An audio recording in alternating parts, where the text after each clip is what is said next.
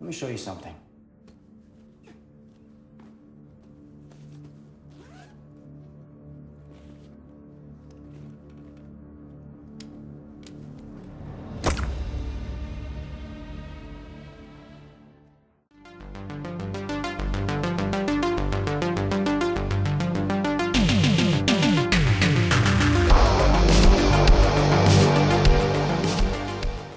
I was excited to hear that Mark Dacascos was doing more of a character-driven, dramatic movie in the film One Night in Bangkok that would still have some action elements, but would be a step away from the normal kind of like martial art action films that he's associated with.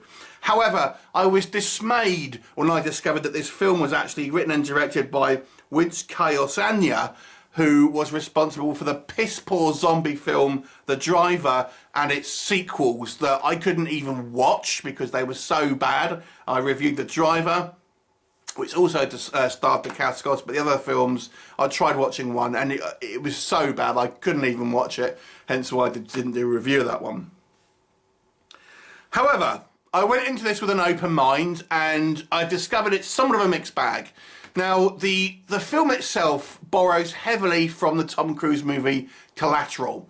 And we've actually seen another movie recently, a kind of supernatural version, I think it was called The Driver, I believe it was, that was kind of, again, a similar kind of Collateral style story. But if you're unaware of what that plot actually is, Mark Dacascos essentially goes to Bangkok, hires a taxi or an Uber, whatever they are, and is going on a number of stops, and he's trying to kill various people for reasons that will become apparent within the film. Now, it may or may not be an accident. He's hired this particular kind of cab driver, and as the film progresses, the cab driver starts off completely clueless about what's going on, but she may well learn more about his quest as the film progresses, and does she, how does she react? Again, you're going to have to watch the film to find out. Anyway, so let's talk about what works. I think the one thing that this movie does do is give Mark Dacascos more of a chance to act. More so than a lot of other kind of more straightforward action roles. So I did appreciate that, and I like his choice of having this character that he's playing quite a quiet and considered guy. He's very polite to the kind of the taxi driver, even to his, quote unquote victims. Up until he kills them, you find he seems quite personable, and I quite like that. I think one of the best scenes in the film is the first hit. I'm not going to tell you exactly what happens, but I just quite enjoyed that because I think the way that he comes across in that kind of that scene, and also the actress that he's kind of playing against, I think do a good job. And when the hit happens, it seems very kind of brutal, and that particular sequence was quite kind of well filmed. I also quite like the fact that Dacascos seems 100% committed to his cause. You might arguably say that he has a kind of a moral quandary, shall we say? But he seems pretty dedicated in regards to what he wants to do. And I quite like that, the fact that he won't be kind of dissuaded from his kind of cause, what he wants to do, regardless of some hiccups along the way. And I did quite enjoy some of the interactions that he has with this taxi driver, who is played by this woman that's apparently some big Instagram star, although I'm unfamiliar, to be honest. And there are some kind of attempts here to try and make the movie, in regards to some of its transitions, and kind of we have like comic book panels and things like that to try and give it some kind of artistic kind of style here. However, unfortunately, the movie is not some kind of like dramatic, moody piece that I think it wants to be. It really is a B movie still at its core, because it just unfortunately, the writer-director here, as demonstrated by some of the previous movies that he's done, really can't escape some, just shooting stuff for the sake of shooting stuff, having illogical scenes. You may know the guy, I think probably most people at least, from Ballistics X versus Sever, which was the Antonio Banderas Lucy Liu film that came out years ago. So let me give you some context about why this is. I think as a as a character, we don't really know much about the character that Mark Dacascos is playing in regard outside of, we know at some point he used to be in the military. The blurb will say he's a hitman, but that's not necessarily the case. But I think we don't really know how he has planned this so meticulously in regards to where people will be, things like that, the things that he needs for it. He seems, on one hand, to have planned this quite meticulously and seem to be completely on top of it, almost like he is a professional hitman, but we don't get any context about what he actually is, his profession at least. But at the same time, he also seems very careless in regards to some of the interactions that he might have. For example, the most obvious one is that he ends up getting a big gash on his head. Now, this obviously alerts the kind of the taxi driver that something's gone on.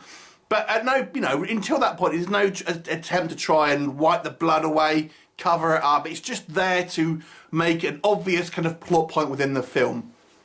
And again, takes kind of away from any type of realism here. But that's not the only instance. In one of the kills, for example, he executes, well, he goes into a public loo, and then we see this guy's having sex with this girl in a nightclub, in this kind of public loo. He lets the girl go, who runs out the toilet, but when he goes out, this girl is not going out there screaming. She just seems to have disappeared and not kind of let anyone know that there's a killer in the bathroom. Again, it's just there to serve a plot point, but it has no basis in reality.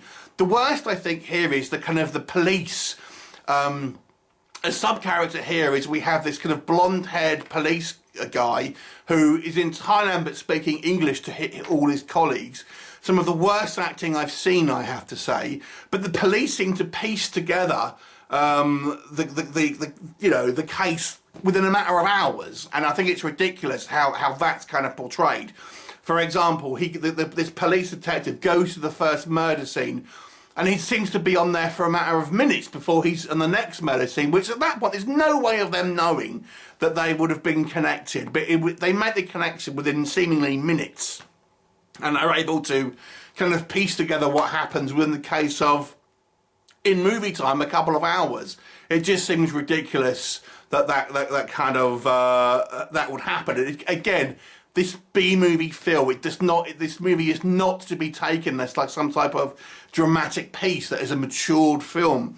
It still has cheesy B-movie tropes. The end bad guy, so to speak, seems to have like a squad of Bond villains, henchmen, all wearing the kind of the matching outfits. It seems to be quite happy running out in the middle of fields and kind of getting shot down, without any cover and things like that.